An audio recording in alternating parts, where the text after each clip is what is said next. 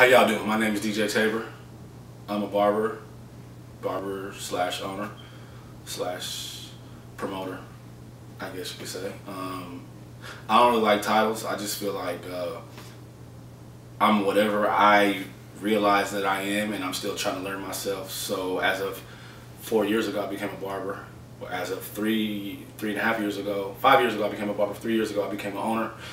Within the last year, I became a promoter, event promoter, entertainment promoter, and who knows what the future holds for me. So we'll leave it at that. But I don't really like. I'm not one to. I don't like being held to a title. I feel like, at least for me, I feel like the sky's the limit for me. I'm still learning myself, and I'm still learning what I'm good at and what I can become. So that's how I would refer to myself. What made me want to own a shop was money. You know, quite honestly, I was trying to get out of the state. I moved to Vegas. I opened a business in the Dominican Republic after Vegas. They both were L's. I came back home, and I just was like, you know, I want to become. I need a skill. When I moved to Vegas, there was no. I couldn't get a job, man, and I had worked at the Emerald Queen for years. I worked at BJ's Bingo, and I had good relationships with the higher ups up there, and they gave me recommendations. I was like, okay, well, I'll take this job in Vegas, and I'll be fine. If I don't like that job, I'll just get a job at a casino. I couldn't get anything at the casinos anywhere in Vegas. I couldn't get a job, so I moved to the DR, put some money into a business out there. The business tanked. And I was told that the business wouldn't tank. All I needed to do was invest some money and it would be fine. Wasn't the case. I was just tired of taking people's, you know, listening to people, you know, steer me wrong. I wanted to just do my own thing and become my own boss. And becoming a barber, I had always cut hair, but I never took it serious. It was kind of like my last resort in getting rid of somebody telling me that, oh my God, I'll turn you into a thousandaire. All you gotta do is do this with me. And it never worked, so I just wanted to start working on myself, just, you know, and that's when I became a barber. What was the second question? I think that branding is really, I think that everybody is a brand. For one, that's my take. I think that everybody, no matter if they're making money off of themselves or if they're just paying bills off themselves, are a brand. You know what I mean?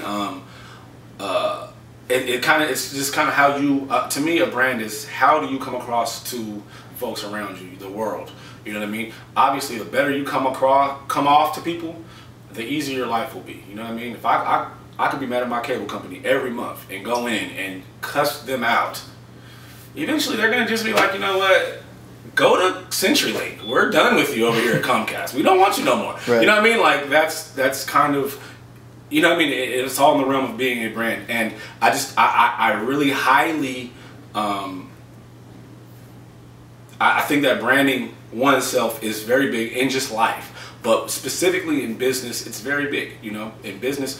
Because to me, the biggest thing in business people want is integrity. They want to know that you're honest, you're trustworthy, and that you're not selling them the BS, you know what I'm saying? So to me, at the same time, those are kind of my core values. You know, I don't want to offer you something if I can't give you the best product that I have available. If I can't do it, then I'm not going to offer it, no matter how much it would have put in my pocket.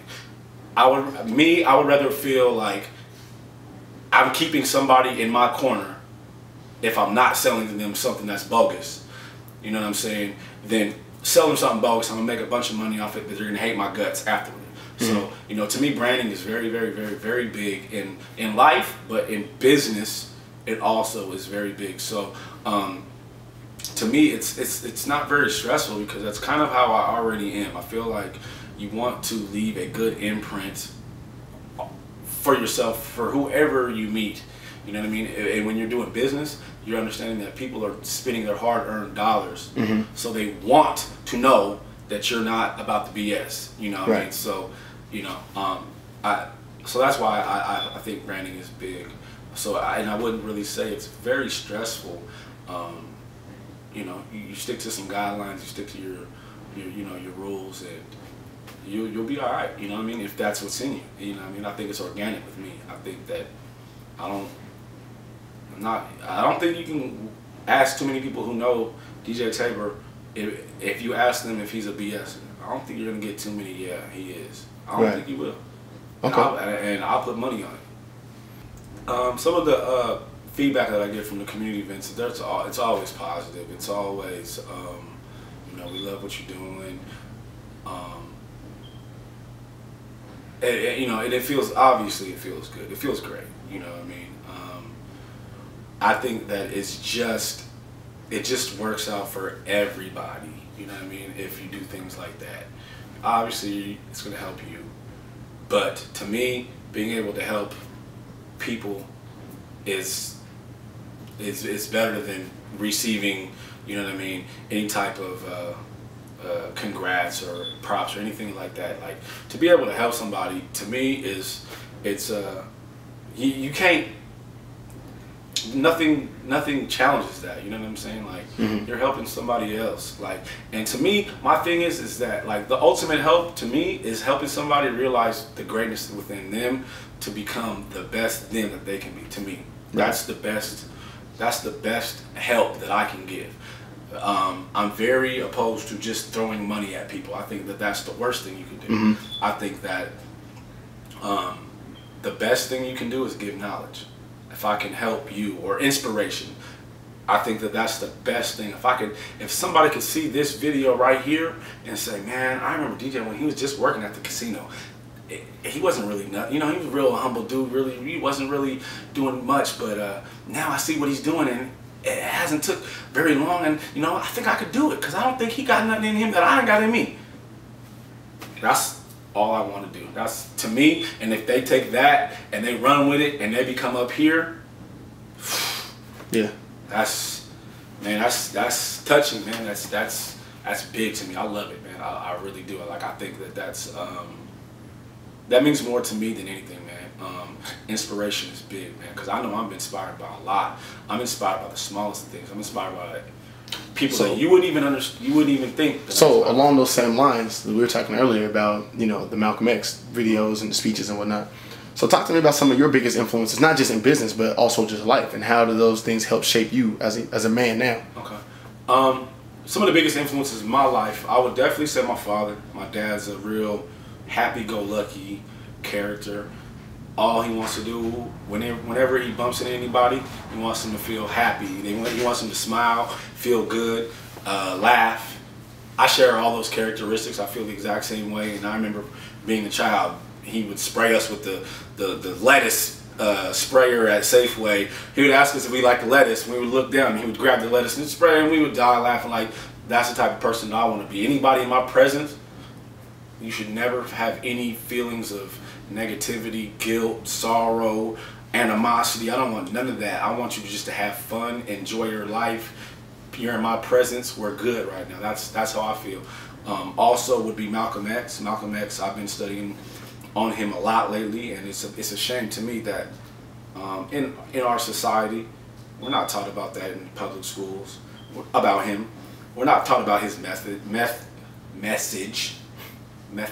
is kind of one and the same, but we're not taught about him, you know what I mean? But I've done my own research, and that's kind of how I do.